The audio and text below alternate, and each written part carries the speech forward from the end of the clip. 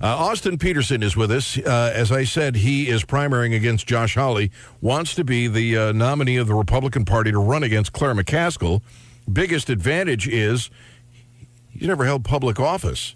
He is the consummate outsider. He's a constitutionalist. He knows it inside and out. And frankly, it would be difficult for Claire McCaskill to throw any mud at the guy because he's the outsider.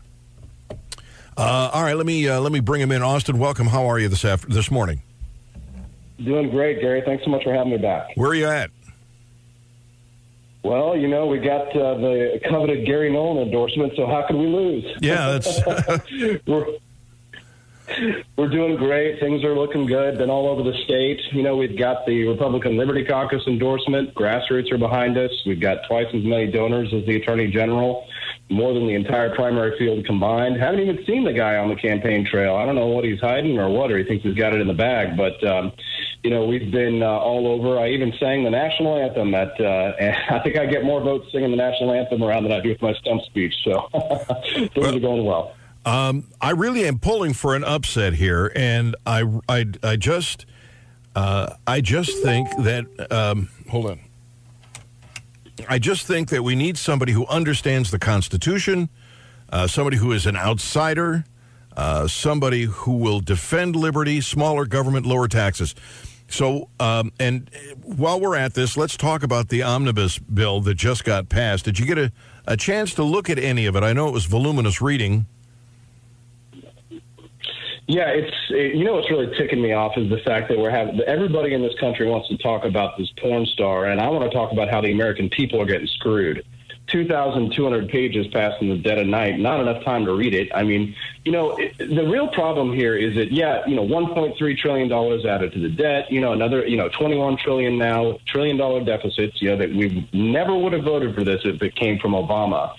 But the fact is that this stuff is written by lobbyists. I mean, 4 people go into a closed room and write this thing, and that the power elites are the ones that just being, taking money hand over fist from many of these big corporations, and then these big corporations come in, the cronies, just hand them this legislation like you've been talking about on this show. How many millions of dollars are we spending on building walls in the Middle East? And Trump didn't even get a dime for his own border wall.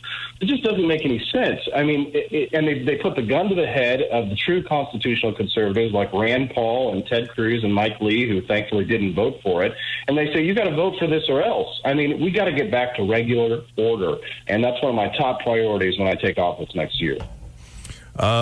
We've got $1 million for Cultural Antiquities Task Force, $6.25 million for the Ambassadors Fund for Cultural Preservation, $20 million for foreign state propaganda.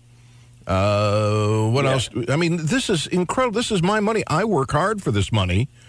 $10 million for the United Nations just for their environmental programs. We've got $10 million for disadvantaged Egyptian students. Yeah. How many millions we're spending on underprivileged Egyptian students while our schools out here are having problems trying to make ends meet?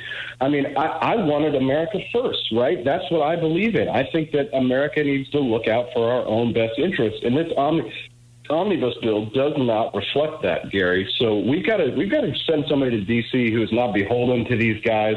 We haven't heard a single peep from Josh Hawley on how he would have voted on this budget. And I think it's because he's been completely funded, owned, and operated by Mitch McConnell. He's Mitch McConnell's top pick for this race. He pushed him into this. I don't even think the Attorney General wanted to do it.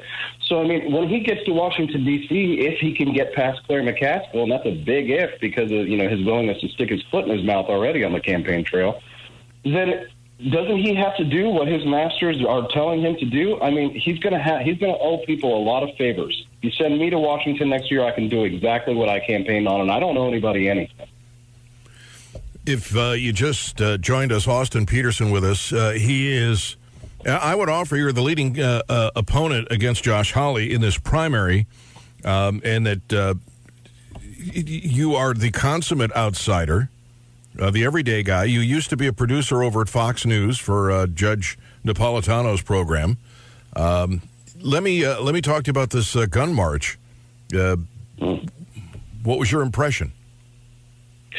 Well, actually, I went out to the one in Springfield just to ask questions and listen, and I actually did find a few people who were outside protesting the protest, right? Some of our Second Amendment supporters who recognized me, and they were voters for us. But, listen, I sympathize with people, the people in Parkland, right? Nobody wants to lose their child, right? And it's easy when you get into an emotional sort of state to demand extreme measures. But I have to say that there is no tragedy, no matter how great, that justifies taking away the rights of innocent people.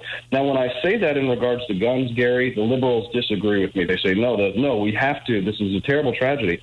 So what I liken it to is to 9/11. I say after 9/11 happened, they passed all these warrantless surveillance bills, the Patriot Act, and they destroyed our civil liberties. So I say, did the tragedy of 9/11 justify taking away our Fourth Amendment rights? And they'll say no.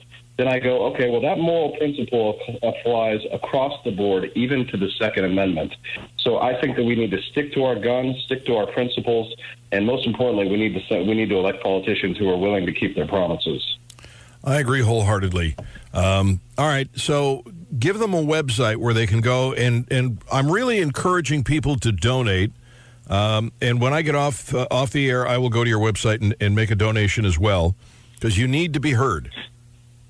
Well, Gary, you've done an amazing job. I've been to Cole County, Monotone. I've been all over central Missouri, and everybody says, oh, Gary Nolan, man, he talks about you all the time. So thank you so much for all you're doing for us, Gary. We hear your name a lot on the campaign trail.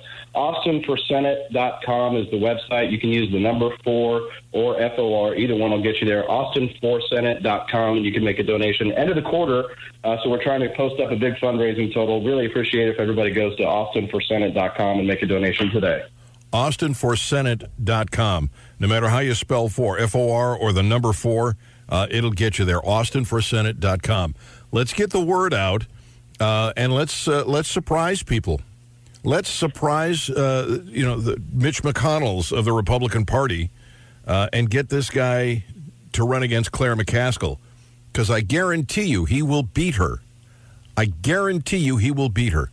Austin, thank you for being on the program today.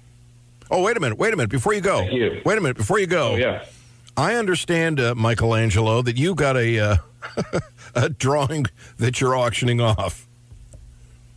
Yeah, so I got banned from Facebook twice, both times because I'm giving away an AR-15, but the second time I didn't even have the gun in the video. I drew a picture of AR-15. Somebody said it looked like a deformed anteater, but it was my best try at drawing the gun. So we're actually going to raffle off not just the AR-15, but we're going to raffle off the picture of the gun. I'll get it framed and sign it. So, yeah, you can actually sign up on the website at Austin Percent. The link is there. So register to win free AR-15 today.